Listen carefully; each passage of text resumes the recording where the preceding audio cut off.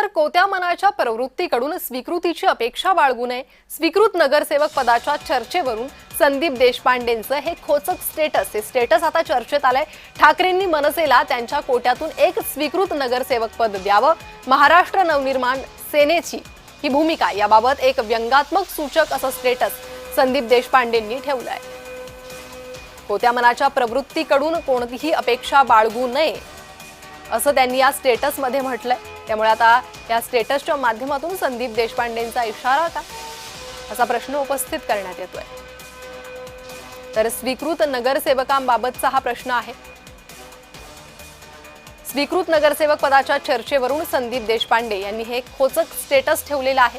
हे स्टेटस आता चर्चेत आलंय। ठाकरेंनी मनसेला त्यांच्या कोट्यातून एक स्वीकृत नगरसेवक पद द्यावं अशी मागणी मनसेकडून होत आहे। मात्र आता या मागणीला ठाकरे गटाकडून कसा प्रतिसाद मिळतो ते पाहणं महत्त्वाचं आहे। मात्र त्याआधीच देशपांडे यांचं हे स्टेटस